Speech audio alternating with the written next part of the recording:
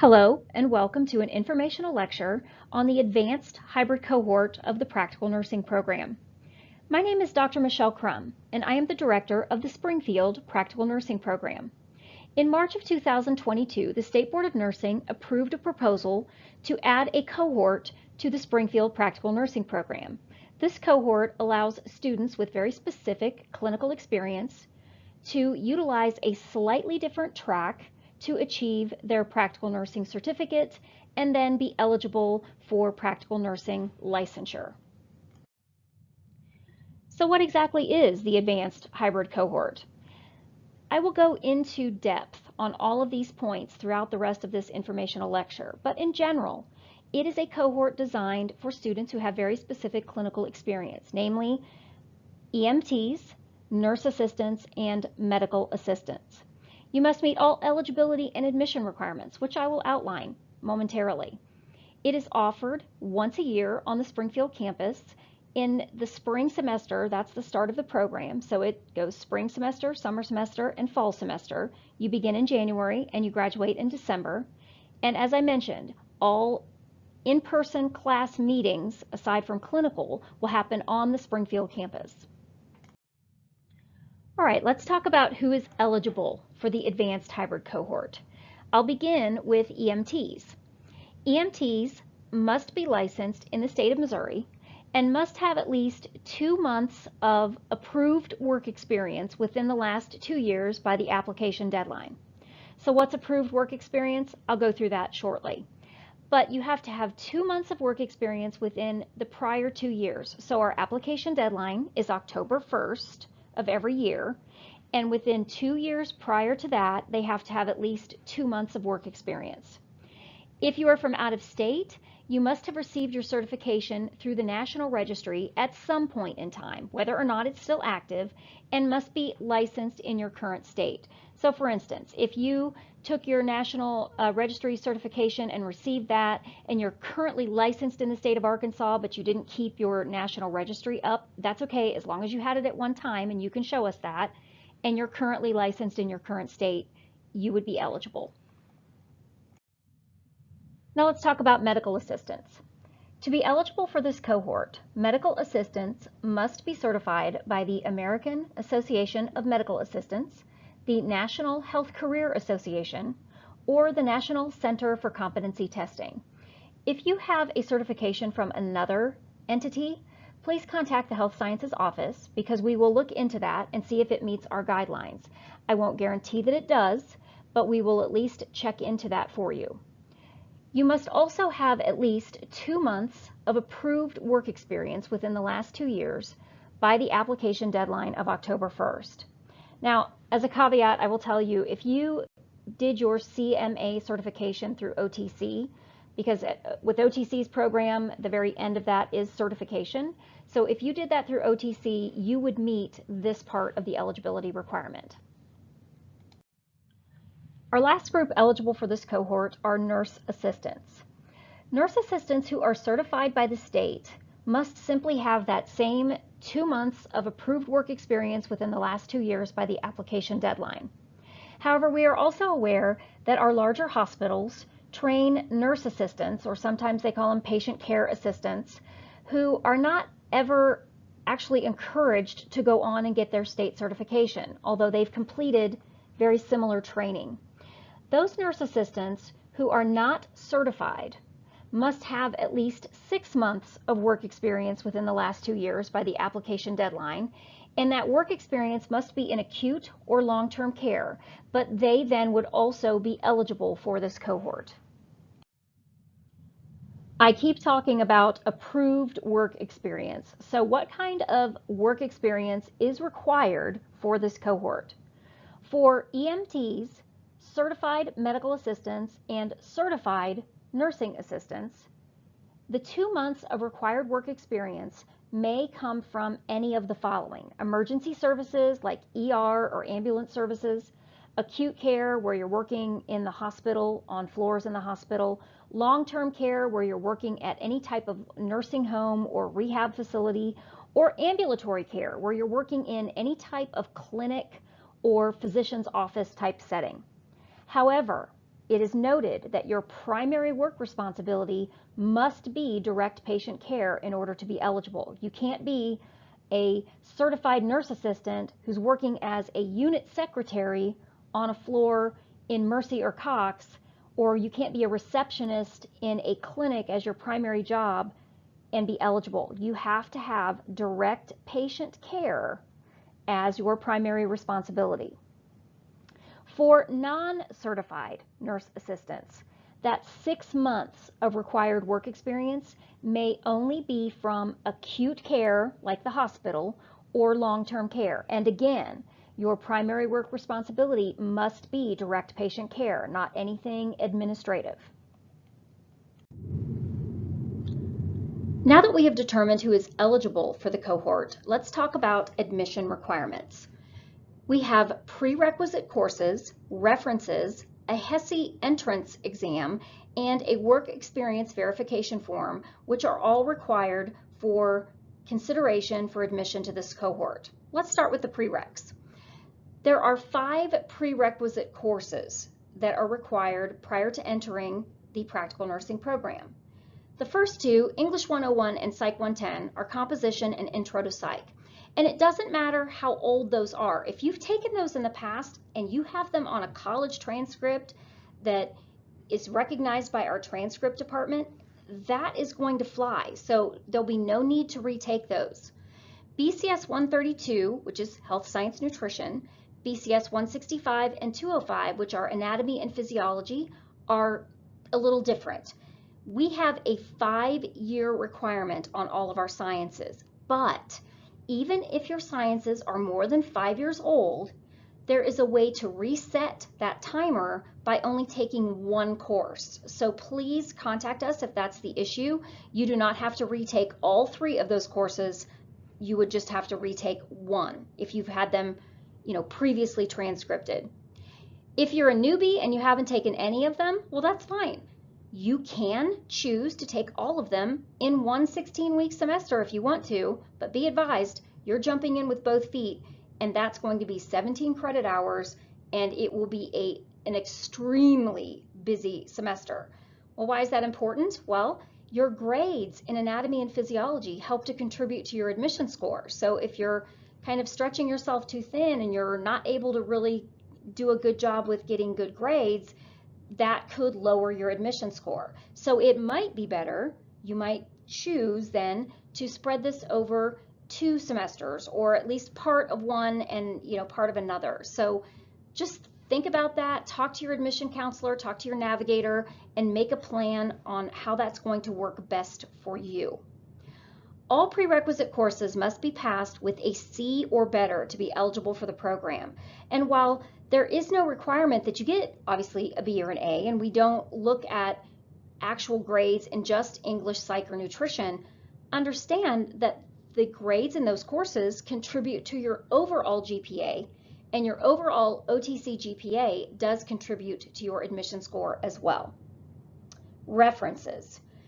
You will be required to provide 3 professional references. 1 reference should come from your BCS instructor, so your anatomy or physiology instructor. I don't care which one, you get to choose, but pick one of them and have one of them do a reference for you. Another reference should come from your healthcare employer, so either the employer you worked for in the past or the employer you're working for now. I know that sometimes if you haven't worked for a little while, it might be harder to go back to that employer, but most of the time they don't give you any grief about going ahead and filling out a reference form for you. The 3rd reference can come from any other professional, a person that you have a professional relationship with. So that is your choice. Next is our HESI entrance exam. The HESI entrance exam is an online exam that you take. It is proctored, but you do take it online, and you must score at least a 70 on the HESI entrance exam to be eligible for the program. Now, as I make this video, we have 2 options for you, meaning you can take it online, remotely proctored at a time and place of your choosing in your own home. It's a little more expensive to do it that way because you have to account for the online proctoring, but it's at your convenience. It's whenever it's convenient for you. We also, at this time, have an option for students to take it in our testing center. That means that you're going to be physically proctored, meaning there's a proctor in the same room with you, but the testing center is only so large and they don't just do admission exams. So you have to schedule that out in advance, and there are not an unlimited number of seats and opportunities to take this exam. So if you can't get scheduled in with the testing center, you still have the option of taking it online through the remote proctoring. I also want to point out that any student who didn't get the score they wanted, or at least the 70 that was needed on the first take for the HESI, we do allow you to do a second attempt on that HESI so long as it can be done by the application deadline. So you do have an option for a second attempt if you need it. The final admission requirement for this cohort is the work experience verification form. So that is just a form that you take to your employer, the same employer that you're going to want that reference from, and get details about the work experience that you've had. Basically, what we're trying to confirm is that your primary responsibility was truly patient care. You weren't a unit secretary that just popped out onto the floor to help every once in a while when they were short-staffed, but most of what you did was answering phones. There's nothing wrong with that, but that's not the experience that we are looking for this particular cohort. So that form will need to be turned in as well. Now, if you look at this list, you're probably thinking, well, this is kind of long. I wonder what the difference is between this and the traditional cohort. Well, the traditional cohort has one more thing they have to do, and it's called a behavioral assessment. You, the people in this cohort, do not have that as a requirement because you're already working in healthcare. But I will also say this. If you would like to increase your chances of being accepted into the program, if you want to apply for both the advanced hybrid and the traditional hybrid, you can certainly do that. Obviously, the advanced hybrid has the work experience verification that is required. The traditional hybrid does not have that. But you would then need to fulfill all of the requirements for the traditional hybrid cohort as well, which would be to take that behavioral assessment. If you have any questions about the admission requirements, please don't hesitate to contact the Health Science Office because we can help you work through that. And there'll be some other helpful things on the website that you will find that can also help you keep track of what you have done and what you still need to do.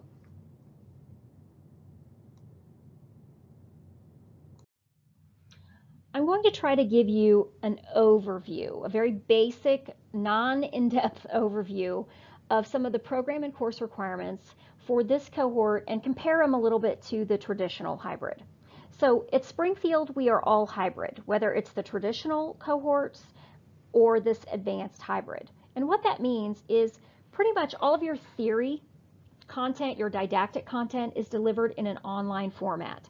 Now, we bring you in for class activities and labs, but even those are pretty limited and they're usually maybe like a 2-hour block at a time. There are a couple of exceptions, but for the most part, it's a 2-hour block that you might be coming in for. The advanced hybrid cohort comes in maybe slightly less than the traditional. There will be a couple of things that you don't physically come in for that we require the other cohort to come in for. But for the most part, when you're doing your labs or you're having to do checkoffs, a lot of those are done in an open lab type of format, so you'll have a little bit more flexibility with your scheduling, but you still have to schedule. You still have to come in, you still have to do it. And the way we do checkoffs in fundamentals is we do videos, and you record a video, which you can then view and make sure it's in good shape before you submit it. And then we do our checkoffs for the most part in that fashion. When you look at OTC's schedule, if you look at our courses, you're going to look at these blocks of time that look like 3- and 4-hour blocks of time that you are going to be physically in class. That's actually not true. What that means is those times are blocked for when you come to class. So we ask that you keep them open so that we are going to schedule your class activities during those times. But when you start an 8-week block, we give you the class activity schedule for that entire 8 weeks. So you will know when you are required to be physically present right at the beginning of the 8-week block for any in-class activity. So don't look at the times on the OTC schedule and go, oh gosh, there's a 4-hour lab on this day I've got to be present for every day.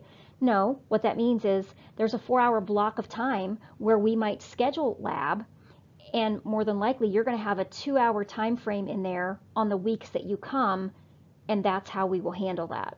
It'll make more sense, when you're actually in the program. But like I said, we give you that program schedule kind of at 8-week blocks, so you know in advance of what you're going to be doing. I also want to just take a moment to mention our math requirement. In the OTC Springfield Practical Nursing Program, you will be required to do basic operation math without a calculator. So you will not be able to have a calculator when you do basic addition, subtraction, multiplication, and division. So if you're not a fan of long division, you're going to have to reacquaint yourself with that. We have very helpful videos that show you how to do that, so if that's not your jam, that's fine. We've got some tutorials that'll help you brush up on those skills that you learned. They're in there, you just have to bring them back to the surface. But even our math classes, they're scheduled for every week in person. But if as a whole, the cohort, the group is doing well with math, after about the second week, then we'll transition to online for even our math lectures. So just understand that all of these things will be on this calendar. You'll know when you're expected to be there, and some things where you're expected to be there, you might end up getting excused from if the teacher chooses to turn that into an online activity.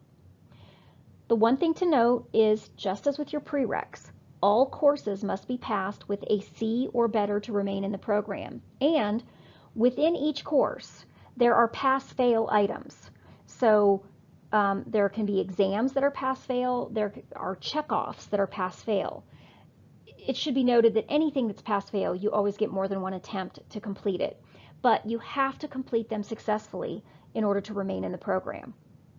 Now let's talk about clinical. Here's where some of the differences really show up in this advanced hybrid cohort. In our traditional cohort, in fundamentals, they have one clinical day a week, but in all of Med-Surg 1, Med-Surg 2, they are going to have 2 clinical days a week, okay? In this advanced hybrid cohort, no matter if it's fundamentals, Med-Surg 1 or Med-Surg 2, you only have 1 clinical day per week. In fundamentals, it's a 6-hour clinical day. In Med-Surg, it's a 12-hour. And the way we work it is for the first half of the day, the first 6 hours, you will take care of one patient, and then you will switch patients at the halfway mark and take care of a different patient. So it gives you more patient contact, but you're condensing that all into one clinical day. Because you're only doing one 12-hour clinical day, as opposed to the traditional cohort doing multiple 8-hour clinical days, your clinical time is reduced by about 25%. Now, clinical is pass-fail. You have to meet all objectives.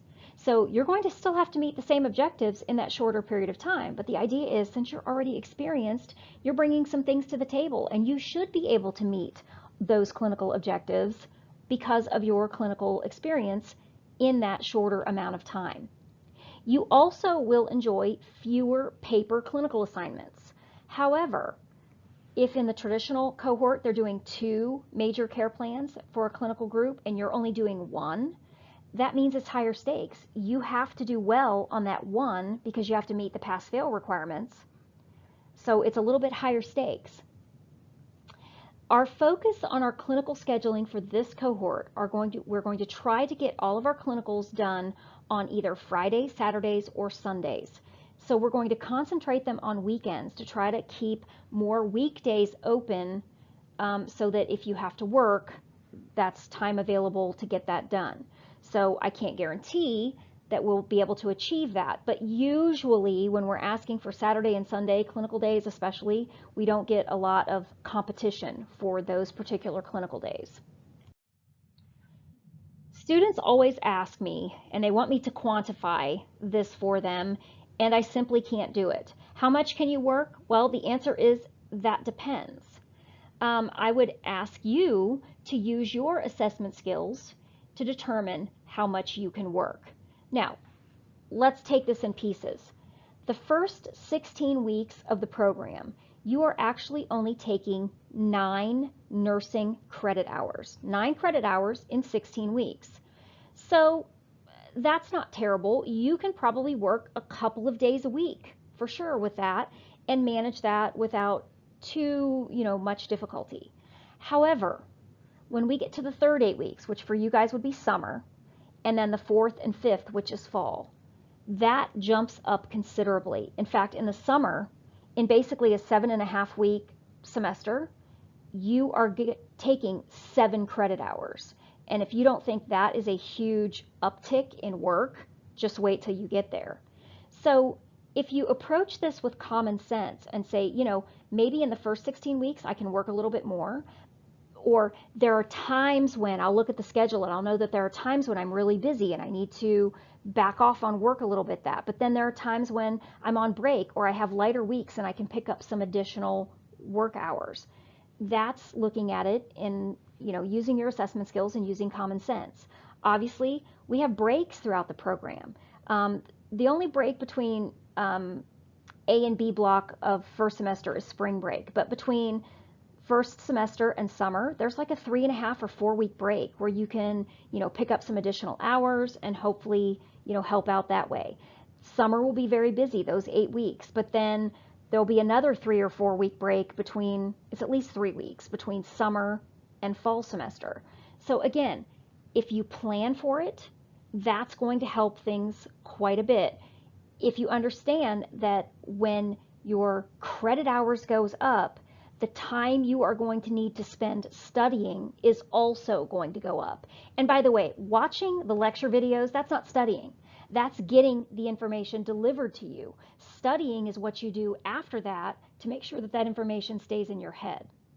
So I would encourage you very much to speak with your employer in advance and give them this knowledge, because most employers will work with you about scheduling or time issues if they are told in advance. And like I said before, there are days when we have a lab scheduled and it's like a 2-hour lab. Well, if you have any flexible scheduling whatsoever at work, you might be allowed to just leave and go to that activity and come back and not necessarily have to miss an entire day of work just because you had a 2-hour activity. So talk to your employers, see what they're willing to do, see how they're willing to work with you. Because here's the thing, they know that at the end of it, they might get a nurse, an LPN rather than an EMT, a CNA, or an MA. So that might be attractive to them. It may not, but you can kind of entice them with that information. Also, I would highly encourage you to look into and utilize all OTC resources that are available to you, to include applying for scholarships, because that can help you manage the financial burden and might make cutting back your work hours a little bit more feasible for you in order to, get this program successfully completed, but meet your financial obligations.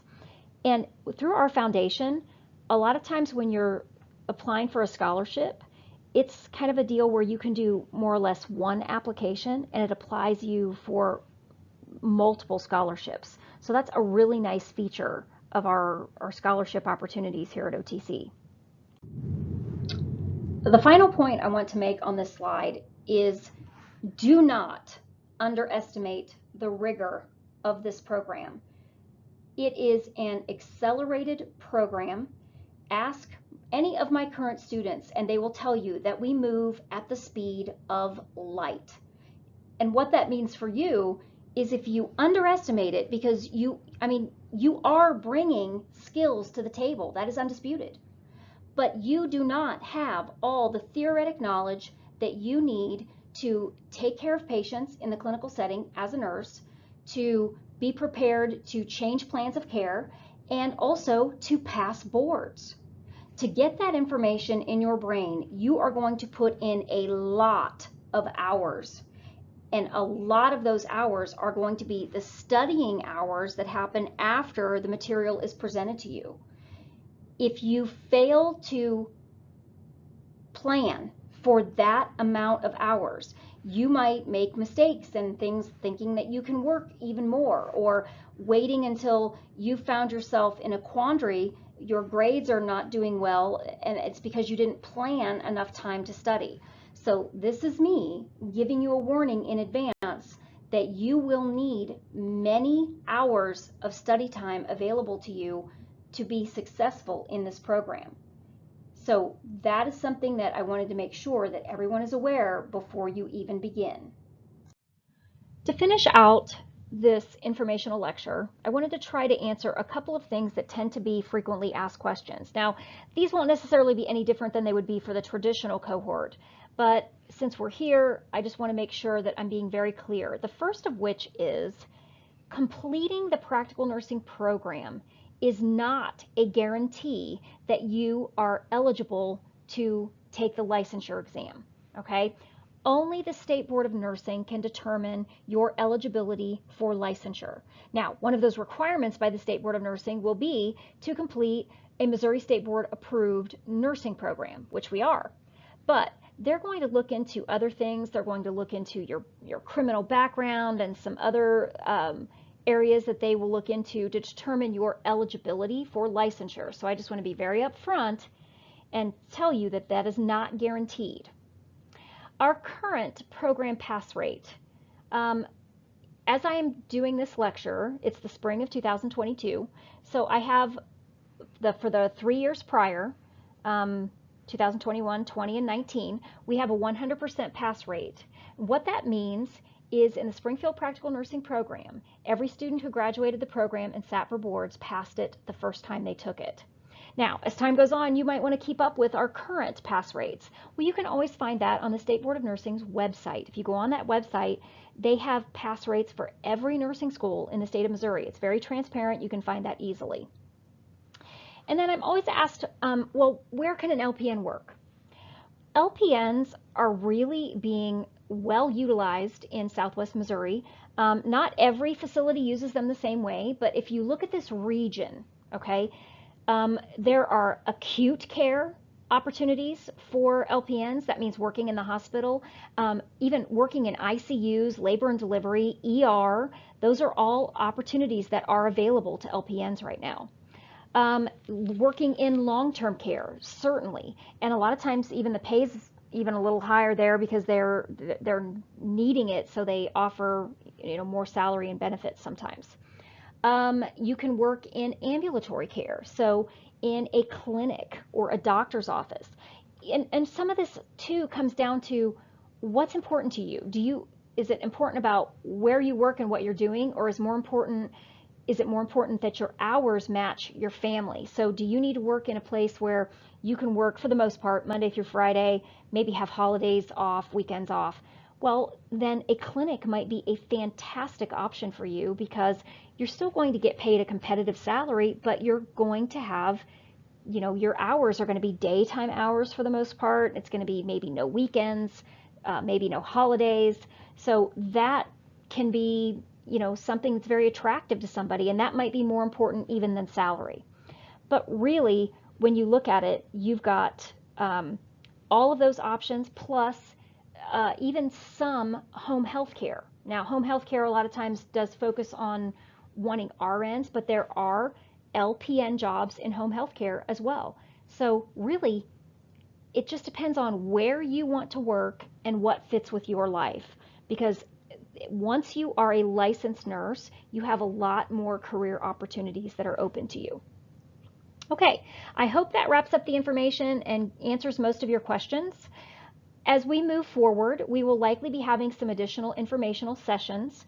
You will also probably have an assigned health science navigator before too much longer that can help answer these questions. Our health science office can help answer questions. And of course, I am always available to answer questions. If you email me, I will get back to you as soon as I can. I do get a lot of emails, but if you're a little patient, I can get back to you within a relatively short period of time.